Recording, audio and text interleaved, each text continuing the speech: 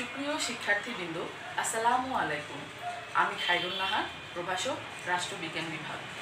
কেমন আছো তোমরা? আশা করি আল্লাহর রহমতে সবাই ভালো আছো। আমিও আল্লাহর রহমতে ভালো আছি। দুনিয়া বিশ্ববিদ্যালয় কলেজ কর্তৃক আয়োজিত অনলাইন ক্লাসে তোমাদেরকে স্বাগত।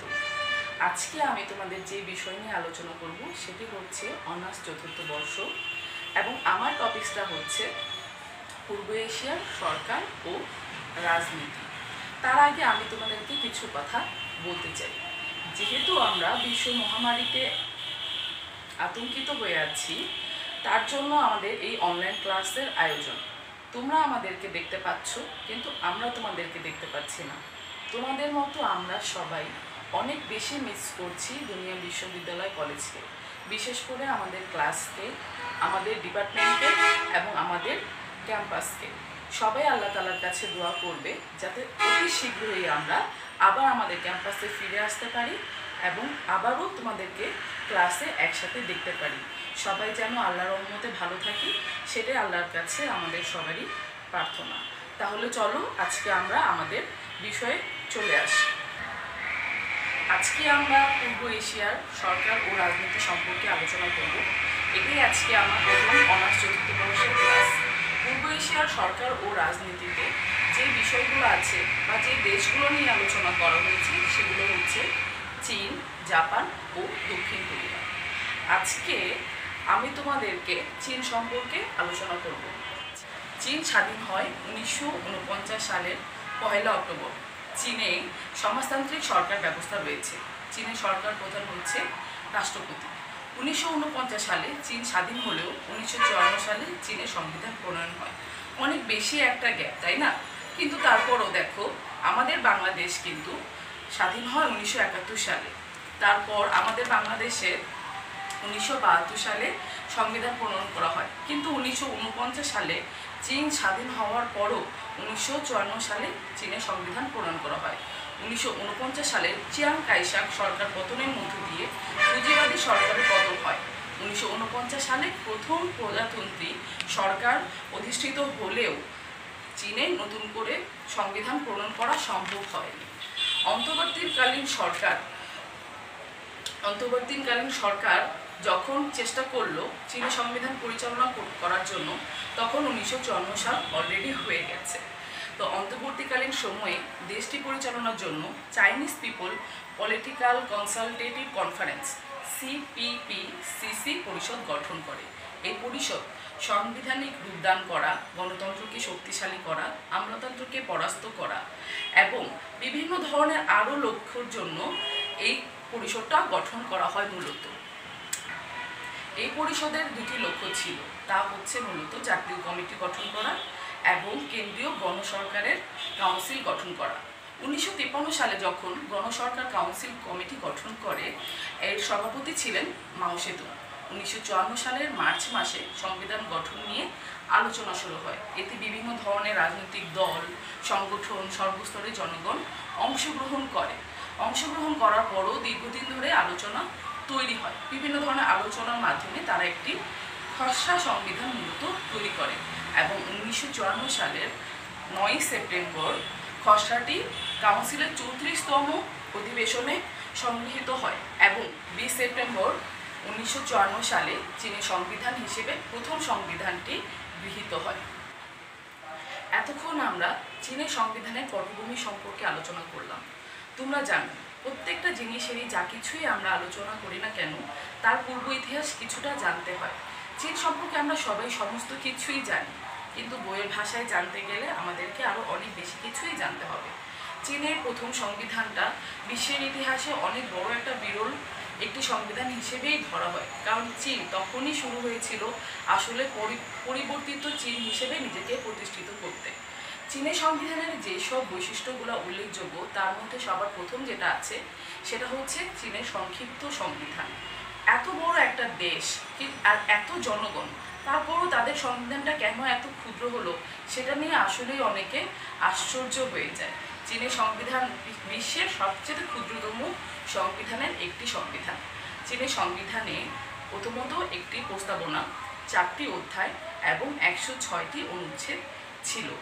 এত ছোট একটা সংবিধান, তারপরও চীনের জনগণ কিন্তু সেই সংবিধানকে মেনে নিয়েছিল এবং আস্তে আস্তে চীনকে এখনকার বর্তমানের চীন হিসেবে তৈরি করার জন্য সচেষ্ট ভূমিকা পালন করেছিল। এরপরে যদি আমরা আসি, তোমরা জানো প্রত্যেকটা সংবিধানেই, যে ধরনেরই সংবিধান হোক না কেন, প্রত্যেকটা সংবিধানেরই একটি প্রস্তাবনা থাকতেই হবে। প্রস্তাবনা ছাড়া কোনো সংবিধান আসলে কল্পনা করা যায় না। একটি রাষ্ট্র যখন আমরা পরিচালনা করব, তখন সেই রাষ্ট্রটা যেরকম, আমরা পারবো না সংবিধান ছাড়া পরিচালনা করতে, সেরকমভাবে একটি প্রস্তাবনা ছাড়া একটি সংবিধানও অসম্পূর্ণই থেকে যায়। চীনের প্রস্তাবনায় বলা হয়েছিল সংবিধানের, লক্ষ বছরের ঐতিহ্যে লালিত যে চীন, সেটা আজ থেকে একক, সাম্রাজ্যবাদ বিরোধী, অন্যায় ও শোষণের অবসান, সামন্তবাদের দুশ্মন এবং বিশ্ব শান্তি প্রতিষ্ঠার লক্ষ্যে, বিভিন্ন ধরনের উন্নতি সাধনের লক্ষ্যে আজ থেকে অর্থনৈতিক প্রবৃদ্ধি ও শান্তির জন্য, পরিবর্তনের জন্য আজ থেকে চীনকে সচেষ্ট থাকতে হবে। এই প্রস্তাবনার মাধ্যমে বোঝা যাচ্ছে যে আসলে চীন কতটা উন্নত তারা নিজেরা হতে পেরেছে। যেই দেশ নিজে থেকেই বলতে চায় যে আসলে একটা সাম্রাজ্যবাদী বিরোধী আমরা রাষ্ট্র পরিচালনা করব, সেই রাষ্ট্রটাকে আসলে আমাদেরকে যদি সাম্রাজ্যবাদী বিরোধী বা পুঁজিবাদী বিরোধী রাষ্ট্র পরিচালনা করতে যাই, তাহলে অবশ্যই একটি সুন্দর ধরনের সংবিধান আমাদেরকে সেটা মেনে চলতে হবে এবং সেটা পালন করতে হবে। চীনের বৈশিষ্ট্য সংবিধানের আরেকটি যেটা বৈশিষ্ট্য সবচেয়ে বেশি উল্লেখযোগ্য আমার কাছে মনে হয়, সেটা হচ্ছে জনগণতান্ত্রিক সরকার। আমরা জানি চীনে সামন্তবাদী আন্দোলন হয়েছিল এবং চীন বর্তমানে সমাজতন্ত্রেরই একটি অংশ, কিন্তু আগে কিন্তু চীন সম্পূর্ণরূপে পুঁজিবাদী একটি রাষ্ট্র ছিল। আস্তে আস্তে চীনকে গণতান্ত্রিক সরকার করার জন্য চীনের সংবিধানে প্রথম যা বলা হয়েছিল, চীনের 1954 সালের সংবিধানটি অন্তর্বর্তীকালীন সরকারের একটি সংবিধান। সেটা আমি আগেও বললাম, সেটা তোমরা বুঝতেই পারছো। এই সংবিধানে সমাজতান্ত্রিক সমাজ ব্যবস্থা ও জনতান্ত্রিক সরকার কাঠামো গঠনের কথা বারবারই বলা হয়। সংবিধানটিতে বলা হয়েছে শোষণমূলক ব্যবস্থা বিলোপ করে এবং চীনকে একটি এমন সমাজতান্ত্রিক রাষ্ট্রে আস্তে আস্তে প্রবর্তন করতে হবে যাতে চীন একটি সমাজতান্ত্রিক শক্তিসমূহ সম্পূর্ণ রাষ্ট্র হিসেবে তৈরি হয় এবং চীনে শিল্পায়ন ও সমাজতান্ত্রিক রূপান্তর ঘটিয়ে বিভিন্ন ধরনের ব্যবস্থার কথাও চীনের এই সংবিধানে বলা হয়। এরপরে আরও যেটি সবচেয়ে বেশি উল্লেখযোগ্য চীনের প্রথম সংবিধানে আমার কাছে মনে হয়, সেটা হচ্ছে জনগণের সার্বভৌমত্ব স্বীকৃতি। একটি দেশ যদি জনগণকে সম্পূর্ণরূপে সার্বভৌমত্ব দিয়ে দেয়, তাহলে সেই দেশটা আসলে জনগণের হাতেই সমস্ত ক্ষমতাটা চলে যায়। যদি জনগণের হাতে ক্ষমতা থাকে, তাহলে জনগণ কিন্তু তাকে নিজেকে ধ্বংস করে কখনো কিন্তু কোনো কিছু করবে না, সেটা তোমরা খুব ভালোই জানো। এখন যদি আমাদের দেশও, আমার কাছে মনে হয় যে যদি জনগণের হাতে সর্বোচ্চ ক্ষমতা দেওয়া হতো, আমরাই কিন্তু আমাদের দেশকে আসলে উন্নত করছি। আজকে বর্তমানে চীন যতটাই উন্নত, সেটা কিন্তু জনগণের জন্যই উন্নত। সংবিধানটিতে সবার প্রথমে বলা হয় হচ্ছে চীনের সকল ক্ষমতা জনগণের হাতে থাকবে। সংবিধানের দ্বিতীয় অনুচ্ছেদে বলা হয় জনগণ তার নিজস্ব ক্ষমতা প্রয়োগ করবে জাতীয় গণকংগ্রেস এবং স্থানীয় গণকংগ্রেসের মাধ্যমে। গণসার্বভৌমতাকে বাস্তবে রূপদান দেওয়ার জন্য সরকার পরিচালনার ক্ষেত্রে বিভিন্ন স্থানে বিভিন্ন স্তরে গণতান্ত্রিক কেন্দ্রিকতা নীতি অনুসরণ করার কথা বলা হয়। যেহেতু চীন সার্বভৌমত্বের স্বীকৃতি দিয়েছিল, তার জন্য বর্তমানে চীন এত উন্নত। তোমরা যদি একটু দেখে থাকো, তাহলে দেখবে যে আসলে চীনের সরকার ব্যবস্থা যা কিছুই হোক না কেন, যা কিছুই চীন করুক না কেন, আজকে চীন যে এত উন্নত, তার জন্য মূলত চীনের জনগণই দায়ী। চীনের জনগণ এত বেশি কর্মঠ, তারা তাদের কাজকে কখনোই অস্বীকৃতি করে না এবং তাদেরকে তাদের সরকার এত বেশি ক্ষমতা দিয়েছে যে তারা তাদের দেশটাকে সুন্দর করে সাজানোর জন্য সমস্ত কাজগুলোই করে থাকে। এরপর আসো যেটা আছে, সেটা হচ্ছে আইনের শাসন প্রতিষ্ঠা। প্রত্যেকটা বিষয়, প্রত্যেকটা দেশ, প্রত্যেকটা জনগণের রাষ্ট্র পরিচালনার জন্য বা প্রত্যেকটা সরকারের রাষ্ট্র পরিচালনার জন্য সর্বপ্রথম যে জিনিসটা প্রয়োজন, সেটা হচ্ছে আইনের শাসন প্রতিষ্ঠিত করা। চীনের বিভিন্ন সরকারি সংস্থার গঠন, ক্ষমতার কার্যাবলীর কথা উল্লেখ করা, বিভিন্ন ধরনের কংগ্রেস কমিটি গঠন, সর্বোচ্চ আদালত, রাষ্ট্রীয় পরিষদ ইত্যাদি গঠিত করা, এগুলি সমস্ত কিছু করাই ছিল মূলত আইনের শাসনের প্রতিষ্ঠা করার লক্ষ্যেই। সংবিধানে বারবারই আইনের শাসন প্রতিষ্ঠিত করার কথা বলা হয়। প্রত্যেকটা দেশেই আইনের শাসন প্রতিষ্ঠিত করার কথা বলা হয়েছে। আমাদের দেশের সংবিধান যদি আমরা একটু দেখি, সেখানেও কিন্তু আইনের শাসন করার কথা বলা হয়েছে, কিন্তু শুধুমাত্র আইন থাকবে, সেটা প্রয়োগ হবে না। সেরকম যদি সবসময় হতে থাকে তাহলে কিন্তু একটা দেশ কখনো সংবিধান অনুযায়ী তো আগাতে পারেই না, এবং আস্তে আস্তে সেই দেশটা তলিয়ে যেতে থাকে। কিন্তু চীন তাদের আইনটাকে এত বেশি প্রতিষ্ঠিত করলো, তার জন্যই কিন্তু মূলত তারা আজকে এত বেশি উন্নত হতে পেরেছে। প্রত্যেকটা দেশেই যত উন্নত রাষ্ট্র আছে, তোমরা যদি দেখো প্রত্যেকটা দেশে আইন খুবই কড়াকড়ি থাকে এবং আইনের শাসন তারা প্রতিষ্ঠিত করে। এর ফলে তারা আজকে এত বেশি উন্নত হতে পেরেছে। আমরাও যদি চেষ্টা করি আমাদের আইনটাকে সুন্দরভাবে প্রতিষ্ঠিত করতে, তাহলে আমারও মনে হয় আমাদের বাংলাদেশ এক সময় না এক সময় অনেক বেশি উন্নত একটি রাষ্ট্র হিসেবে পরিচালিত হবে।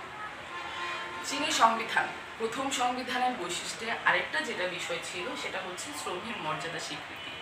তোমরা চীন সম্পর্কে সবাই জানো, আমি নিজেও জানি। তোমরা চীনকে অনেক বেশি আকর্ষণ বোধ করো, চীনকে অনেক বেশি ফলো করো। প্রত্যেকটা মানুষই, এমন কোনো দেশ নেই আমার কাছে মনে হয় যে চীনকে জানে না। আর বর্তমানে তো কোভিড-19 কারণে চীন আরও অনেক বেশি জনপ্রিয় হয়ে গেছে। কিন্তু সবচেয়ে মজার বিষয় হচ্ছে চীনের শ্রমের মর্যাদার স্বীকৃতিটা এত বেশি বলে কিন্তু আজকে চীন এত বেশি উন্নত। দেখো 1954 সালে চীনের প্রথম সংবিধান তৈরি হয়, তখন থেকেই কিন্তু তারা শ্রমকে অনেক বেশি বাধ্যবাধকতা করে দেয়। আমাদের বাংলাদেশে আমরা শ্রমকে খুবই ভয় পাই। বিভিন্ন কাজকে আমরা বলি যে এই কাজটা করা যাবে না, আমি শিক্ষিত তার জন্য আমি এই কাজটা করব না, ছোটোখাটো কোনো কাজ আমি করতে চাই না। কিন্তু চীনে কিন্তু এই ব্যাপারটা নাই। তোমরা যদি দেখো চীনের প্রত্যেকটা নারী পুরুষ, তাদের ছোট বাচ্চা থেকে শুরু করে একদম বয়স্ক যারা, তারা প্রচুর পরিমাণে কর্ম থাকে। চীনের সংবিধানে মূলত এভাবেই বারবারই উল্লেখ করা হয়েছে যে শ্রমের মর্যাদাটা হচ্ছে সবচেয়ে বেশি। সংবিধান যদি একটি দেশের সংবিধান যদি তার দেশের জনগণকে সম্পূর্ণরূপে শ্রমের মর্যাদার স্বীকৃতি দিয়ে দেয়, তাহলে আমার মনে হয় সে দেশের জনগণ কাজ না করে কখনো থাকতেই পারে না। আর চীন এই কাজটাই সবার প্রথম 1954 সালে করলো, যে তাদের প্রত্যেকের যোগ্যতা অনুযায়ী, তাদের প্রত্যেকের কার্যক্ষমতা করার অনুযায়ী তারা চীনের জনগণ প্রত্যেকে অনেক বেশি পরিমাণে কাজ তারা করতে পারবে। সেখানে তারা কোনো কাজ, সেটা যদি অবৈধ না হয়, তাহলে কোনো কাজকে তারা ছোট বলতে পারবে না এবং কোনো কাজকে তারা বড় বলতে পারবে না। প্রত্যেকের যোগ্যতা অনুযায়ী কাজ করা সেখানে বাধ্যতামূলক। এই বাধ্যতামূলক বলে আজকে চীন শ্রমের ক্ষেত্রে অনেক বেশি এগিয়ে গেছে এবং অর্থনীতির ক্ষেত্রেও অনেক বেশি এগিয়ে গেছে। আমরা চীনকে যদি ফলো করি, আমার কাছে মনে হয় আসলে চীনের অন্য কোনো কিছু না ফলো করলাম, অন্তত এই জিনিসটা যদি আমরা ফলো করি যে চীনের সমাজের যে শ্রমের মর্যাদা, সেটা যদি আমরা আমাদের মধ্যে নিয়ে আসি, তাহলে আমাদের বাংলাদেশও চীনের থেকে কোনো না কোনো এক সময় অনেক বেশি উন্নত হয়ে যাবে। এরপরে চীনের আরেকটা যে বিষয় ছিল সংবিধান এর মধ্যে, সেটা হচ্ছে সম্পত্তির অধিকার। আমাদের বাংলাদেশে তোমরা জানো যে সম্পত্তিটা অনেক একটা বিরাট আকার একটা সমস্যা অর্থনীতি আমাদের বাংলাদেশে ধারণ করেছে। যারা অর্থনৈতিকভাবে সমৃদ্ধিশালী তারা আস্তে আস্তে আরও বেশি তারা অর্থনৈতিকভাবে সচ্ছল হচ্ছে, যারা দরিদ্র তারা দরিদ্র সীমার নিচে চলে যাচ্ছে। চীনের প্রথম সংবিধানে মাও সেতুং যখন কমিটি গঠন করেন, তখন তারা পুঁজিবাদী আমাদের মতোই ছিল, পুঁজিবাদী রাষ্ট্রটাকে তারা পরিবর্তন করেছিলেন এই কারণে যে যাতে চীনে সমাজতন্ত্র একটি রাষ্ট্র তৈরি হয়। তার জন্যই সম্পত্তির যে অধিকারটা সেখানে চীনের সংবিধানে বারবারই উল্লেখ করা হয়েছে। চীনের জনগণ যখন কোনো কাজ করে, তাদের যে নিজস্ব সঞ্চয়, সেই সঞ্চয়টা ছাড়া তারা ব্যক্তিগত মালিকানায় সমস্ত সম্পদ কখনো রাখতে পারে না। সমস্ত সম্পদের অধিকার শুধুমাত্র রাষ্ট্রীয়ভাবেই থাকে। রাষ্ট্র তার ক্ষমতা প্রয়োগ করে এবং রাষ্ট্র জনগণকে যতটুকু দরকার হয় সেভাবে সম্পূর্ণরূপে সম্পত্তি লাভ করার জন্য সাহায্য করে। ব্যক্তি মালিকানায় আমার কাছে মনে করো যে আমার কাছে কিছু পরিমাণ টাকা আছে, এখন আমি বারবার একটা থেকে আরেকটা টাকা বাড়াচ্ছি, একটা থেকে আরেকটা জমি কিনছি, আমার যখন টাকা থাকবে আমি শুধু কিনতে থাকবো, এই ব্যবস্থাটা কিন্তু আমাদের বাংলাদেশে হলেও চীনে কিন্তু এই ব্যবস্থাটা নেই। চীনে কিন্তু ইচ্ছা করলেই ব্যক্তিগত মালিকানায় বেশি বেশি করে সম্পদ তারা সঞ্চয় করতে পারে না। তারা আয় করবে, তারা সঞ্চয় করতে পারবে না। সঞ্চয়ের জন্য অবশ্যই রাষ্ট্রের অনুমতি লাগবে। তারা মনে করো কোনো একটা জমি চাষ করছে, তারা কোনো একটা ফসল ফলাচ্ছে, যা কিছুই তারা করুক না কেন সেটা অবশ্যই রাষ্ট্রীয় মালিকানায় হবে। ব্যক্তিগত মালিকানা সম্পদ যদি আমাদের না থাকে, অনেক কম থাকে, আমার যতটুকু পরিমাণ থাকে অতটুকু যদি আমরা সেটাকে ইউজ করি তাহলে কিন্তু আসলে সবাই সমানভাবে সমান অধিকার পায় না। শুধুমাত্র যদি রাষ্ট্রের মালিকানা বেশিরভাগই থাকে, রাষ্ট্র আমাদেরকে সম্পত্তি ভোগ করতে দেয় কিন্তু ব্যক্তিগতভাবে কোনো কিছু ইউজ করতে না দেয়, তাহলে কিন্তু আসলে প্রত্যেকটা জনগণ অনেক বেশি সবাই সমান ইকুয়ালভাবেই সম্পত্তিটাকে ভোগ করতে পারে। চীনের সংবিধানে, প্রথম সংবিধানে এই কথাটাই মূলত বলা হয়েছিল। এরপরে আসো যেটা আছে সেটা হচ্ছে রাজনৈতিকভাবে আশ্রয় লাভ। অন্য দেশ যদি রাজনৈতিকভাবে কোনো সমস্যার মধ্যে পড়ে তাহলে অবশ্যই রাজনৈতিক আশ্রয় লাভ চীনে গিয়ে করতে পারবে। মনে করো ভারত থেকে বা বাংলাদেশ থেকে কেউ রাজনৈতিকভাবে সমস্যার মধ্যে পড়লো বা সাংবিধানিকভাবে আমাদেরকে আমাদের যোগ্যতা অনুযায়ী কোনো কিছু করতে দিল না, বা আমার জীবনের একটা ঝুঁকি আমাদের দেশে রয়ে গেল। আমাদের দেশে বিভিন্ন ধরনের রাজনৈতিক দল আছে, তোমরা সেটা জানো, সেটা আওয়ামী লীগ বলো, বিএনপি বলো, বা এরকম ধরনের ছোটোখাটো অনেক ধরনের রাজনৈতিক দল থাকে। যখন একটি রাজনৈতিক দল ক্ষমতায় থাকে স্বাভাবিকভাবে অপোজিট পার্টি একটু সমস্যা বা একটু হুমকির মধ্যে পড়ে যায়। তো 1954 সালে যখন প্রথম সংবিধানটা তৈরি করা হলো তখন এরকম অন্যান্য দেশের যারা রাজনৈতিকভাবে সমস্যা করবে চীনের সরকার চিন্তা করলো যে সংবিধান অনুযায়ী তাদেরকে আশ্রয় দিবে। সেটা রাজনৈতিকভাবে যদি কেউ কোনো নিজের দেশে সমস্যা ফিল করে তাহলে তারা যদি চীনে গিয়ে আশ্রয় চায় রাজনৈতিকভাবে, যে গিয়ে চীনের সরকারকে জানায় যে আমি আমার দেশে সেফ না, আপনার কাছে আমি রাজনৈতিকভাবে আশ্রয় চাইছি, তখনই মূলত চীন সরকার তাকে সমস্ত রকমের সুযোগ সুবিধা, তাকে কাজ করার সুযোগ সুবিধা, তাকে তার যদি সে সায়েন্টিস্ট হয় তাকে বৈজ্ঞানিক কার্যকলাপ করার সুবিধা, বা সে যদি নর্মালও কেউ হয় তার কাজ করার সমস্ত ক্ষমতা অনুযায়ী তাকে কাজ করার সুবিধা, এই সমস্ত সুবিধাগুলো মূলত চীন সরকার তখন 1954 সালে সংবিধান অনুযায়ী সেই রাজনৈতিক আশ্রয়টা দিবে বলে তাদের সংবিধানে বলেছিল। এরপরে আরেকটা সংবিধানের আরেকটা যেটা বৈশিষ্ট্য ছিল 1954 সালে সেটা হচ্ছে যৌথ নেতৃত্ব। 1954 সালে সংবিধানে চীনের সরকার কাঠামোতে জাতীয় গণকংগ্রেস এবং গণকংগ্রেসের স্থায়ী কমিটি যৌথ নেতৃত্বের স্বীকৃতি দিয়েছিলেন। স্থায়ী কমিটির সদস্যগণ 4 বছরের জন্য জাতীয় গণকংগ্রেস দ্বারা নির্বাচিত হতেন এবং জাতীয় গণকংগ্রেসের কাছেই তারা দায়বদ্ধ থাকতেন। এরপরে আসো যেটা সবচেয়ে বেশি আরেকটু বেশি ইম্পর্টেন্ট আমার কাছে মনে হয় যে রাষ্ট্রীয় পরিকল্পনা। একটি রাষ্ট্র যদি পরিকল্পনাহীন ভাবে, পরিকল্পনা নাই, কোনো কিছু নাই, শুধু ইচ্ছা লাগলো একজন এসে বসে তারপরে আবার তারা রাষ্ট্রটা পরিচালনা করতে লাগলো তাদের খেয়াল খুশি মতো, তাহলে তোমরাই বলো কোনো রাষ্ট্র কি সুন্দরভাবে পরিচালনা করা সম্ভব? একটি রাষ্ট্রকে পরিচালনা করতে গেলে সবার প্রথম যেটা দরকার সেটি হচ্ছে রাষ্ট্রটাকে আমি কিভাবে চালাবো, কিভাবে পরিকল্পনা করব, একটি রাষ্ট্রকে কিভাবে আমি সমৃদ্ধশালী করব, সেটার ব্যাপারে আমাকে আগে সমস্ত কিছু ধারণা আমার সংবিধান অনুযায়ী নিয়ে নিতে হবে।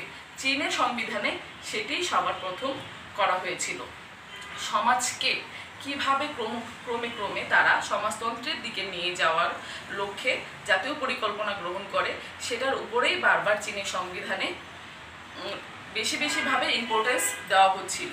জাতীয় পরিকল্পনার মাধ্যমে জাতীয় উৎপাদন বৃদ্ধি, জাতীয় অর্থনীতি বৃদ্ধি সাধন এবং প্রয়োজনে সেই নীতিগুলো যাতে পরবর্তীতে পরিবর্তনও করা যায় সেই কথাই বারবার সংবিধানের 1954 সালে সংবিধানের 15 নং অনুচ্ছেদে এই কথাটি বারবারই বলা হয়েছিল। আসলে রাষ্ট্র পরিকল্পনার কথা এই দেখো, চীনে যেহেতু সমাজতন্ত্র, এই সমাজতন্ত্রের কারণেই কিন্তু আজকে চীন আমার কাছে মনে হয় উন্নত। তারা 1954 সালে সংবিধান করেছে, এই পর্যন্ত চীনে 4 বার সংবিধান তৈরি করা হয়েছে, বিভিন্ন ধরনের পরিবর্তন এসেছে, যুগের সাথে তাল মিলে তারা কিছু কিছু সংযোজন করেছে, কিছু কিছু বাদ দিয়েছে, কিন্তু তাদের যে সবার ফার্স্ট পরিকল্পনাটা ছিল রাষ্ট্রীয় পরিকল্পনা, সেটা কিন্তু আসলে কোনোভাবেই তারা সেখান থেকে পিছপা হয়নি। তোমরা যদি লক্ষ্য করো সেখানে দেখবে যে সবার ফার্স্টে যেটা ছিল সেটা অবশ্যই সমাজতন্ত্র প্রতিষ্ঠা করা। মাও সেতুং বারবার বলে গেছেন যে সমাজতন্ত্র প্রতিষ্ঠিত করার জন্য, সমাজতন্ত্র মাও সেতুংয়ের যে অবদান সমাজতন্ত্র প্রতিষ্ঠিত করার জন্য চীনে, সেটা সবচেয়ে বড় অবদান। এই অবদানের জন্য সমাজতন্ত্র পরিকল্পনা, রাষ্ট্রীয় পরিকল্পনার জন্যই মূলত চীন আজকের এই চীনে, মহান চীনে তারা পরিলক্ষিত, তাদের লক্ষ্যে তারা আসতে পেরেছে। এরপরে আসো শত ফুল ফুটতে দাও নীতি। যখন প্রথম সংবিধানটা তৈরি হলো 1954 সালে, যেহেতু একটি রাষ্ট্র যখন তৈরি হয় বা জন্ম হয়, সে রাষ্ট্রটা অনেক অরাজকতার মধ্যে দিয়েই কিন্তু মূলত যায়। সে রাষ্ট্রটাকে পরিচালনা করা, সে রাষ্ট্রের কার্যকলাপ করা, কোনো কিছু করা, এগুলো কিন্তু মূলত হয়ে ওঠে না। সব কিছু গোছানোভাবে কোনো সরকার পরিকল্পনা করতে পারে না, কোনো কিছু সুন্দরভাবে গুছিয়ে তুলতে পারে না। কিন্তু আসলে দেখো 1954 সালে যখন মাও সেতুং একটা মোটামুটিভাবে সুন্দর একটা সংবিধান তৈরি করা শুরু করলো, তখন কিন্তু মূলত যারা জনগণ আছে, যারা বিরোধী দল আছে, তারা কিন্তু সেই সংবিধানটাকে মেনে নিতে পারলো না। একটা যারা পুঁজিবাদী, তোমরাই বলো আমার অনেক বেশি লাভ হচ্ছে, আমি একটা রাজনৈতিক দল করে আমি দিন দিন আমি অনেক বেশি উন্নত হচ্ছি, কে উন্নত হচ্ছে কে অনুন্নত হচ্ছে সেটা আমার দেখার বিষয় না। একটা শ্রেণী কন্টিনিউ তারা উন্নত হচ্ছে, তারা অর্থনৈতিকভাবে শান্তি পাচ্ছে, অর্থনৈতিকভাবে সমৃদ্ধিশালী হচ্ছে, আর একটা শ্রেণী ধ্বংস হয়ে যাচ্ছে। কিন্তু যারা লাভবান হচ্ছে তারা কি কখনো চাবে যে যারা লাভবান হচ্ছে না তারা আসলে মূলত লাভবান হোক? মাও সেতুং কিন্তু সেটাই সবার প্রথম চেয়েছিল, যে সবাই সমান অধিকার ভোগ করুক। এই জন্যই যখন মাও সেতুংয়ের বিরুদ্ধে এবং প্রথম সংবিধানের বিরুদ্ধে পুঁজিপতিরা আন্দোলন করা শুরু করলো 1954 সালে, তখন 1956 সালে মাও সেতুং একটি নতুন নীতি প্রণয়ন করলেন, যেটার নাম দিলেন শত ফুল ফুটতে দাও নীতি। শত ফুল ফুটতে দাও নীতি কি? আমরা আসলে যদি আমাদের যোগ্যতাটা অনুযায়ী, আমাদের যার যতটুকু যোগ্যতা আছে সেই অনুযায়ী যদি আমরা কোনো কাজ করি এবং সেই অনুযায়ী যদি আমাদের যোগ্যতা অনুযায়ী যাতে আমরা আমাদের অধিকারটা যদি পাই বা আমাদের সম্মানটা যদি পাই, তাহলে কিন্তু কাজ করার স্পৃহা অনেক বেশি বেড়ে যায়। মাও সেতুং সেটার কথাই বারবার বলেছে যে শত ফুল ফুটতে দাও নীতি। যদি শত ফুল ফুটে, সবাই মিলে যদি কাজ করে, সবাই মিলে যদি সমান অধিকার পায়, যার যার যোগ্যতা অনুযায়ী শেষে যদি অনেক সুন্দরভাবে নিজেকে পরিচালনা করে, আমি নিজে যখন ভালো থাকবো, আমি আমার রাষ্ট্রকে নিয়েও পরিকল্পনা করব, রাষ্ট্রকে নিয়েও চিন্তা করব। আমি চাইবো আমার সন্তানও সেভাবে রাষ্ট্রকে নিয়ে আলোচনা করুক, রাষ্ট্রকে নিয়ে ভাবুক। কিন্তু যখন আমি ভালো না থাকবো, তখন কিন্তু আসলে আমি রাষ্ট্রকে নিয়ে ভাববো না, আমি শুধুমাত্র আমার নিজেকে নিয়ে ভাববো। এইভাবেই কিন্তু আসলে মাও সেতুং চেয়েছিল যে প্রত্যেকটা জনগণ নিজের কাজকে কাজে লাগিয়ে, নিজের ক্ষমতাকে কাজে লাগিয়ে চীনকে অনেক উন্নত করুক। এই জন্যই বলা হয় যে আসলে শত ফুল ফুটতে দাও নীতি। জানি না আসলে আমি তোমাদেরকে পুরোপুরি বুঝাতে পারলাম কিনা, কিন্তু যতটুকুই আমি পেরেছি আমার তরফ থেকে আমি চেষ্টা করেছি চীন সম্পর্কে সম্পূর্ণরূপে তোমাদেরকে, চীনের সংবিধান সম্পর্কে, প্রথম সংবিধান সম্পর্কে তোমাদেরকে ধারণা দেওয়ার জন্য। আশা করি তোমরা সবাই সেটা বুঝতে পেরেছো। তোমরা নিজেরা বাসায় এটা একটু দেখবে, তাহলে দেখবে যে আসলে আমার ক্লাসটা করার পর বাসায় একবার দেখলে এটা পরবর্তীতে পড়তে হবে না, তোমাদের পড়াটা হয়ে যাবে। আর যেহেতু চীন সম্পর্কে আমাদের এত বেশি আগ্রহ আছে, অবশ্যই আমার বিশ্বাস তোমরা এই সম্পর্কে জ্ঞান লাভ করার জন্য অধীর আগ্রহে আগ্রহীত হয়ে আছো। আজকে ক্লাস ভালো লাগলে অবশ্যই কমেন্টসে জানাবে এবং আশা করি তোমরা সবাই ভালো থাকবে। শেষ পর্যন্ত তোমাদেরকে একটা কথা বলে শেষ করতে চাই, সেটা হচ্ছে তোমরা জানো যেহেতু করোনা পরিস্থিতি দিন দিন ভয়াবহ হচ্ছে পুরো বিশ্বে, তোমরা আল্লাহর কাছে সবাই অনেক বেশি করে সবার জন্য দোয়া করবে এবং কোনো দরকার ছাড়া বাড়ির বাইরে বের হবে না, বারবার হাত ধুবে। এগুলো এখন আসলে বলার মতো কিছু নেই, আমরা সবাই সচেতন, আমরা জানি কি করলে কোনটা ভালো হবে কোনটা মন্দ হবে, তারপরেও আমরা টিচার হিসেবে তোমাদেরকে সতর্ক করে দেওয়া উচিত। আর এতদিন পড়ালেখা থেকে আমরা দূরে আছি, পড়তে মন চাচ্ছে না, বাসায় থাকতে ভালো লাগছে না, কিন্তু দেখো আমি মনে করি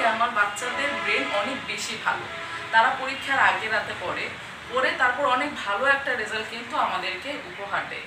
এই বন্ধুটাকে যদি তোমরা কাজে লাগাও এবং ভালো মতো পড়ালেখা করো, যে রেজাল্টটা তোমরা একদিন পড়ে করো তার থেকেও অনেক বেশি ভালো রেজাল্ট তোমরা করতে পারবে।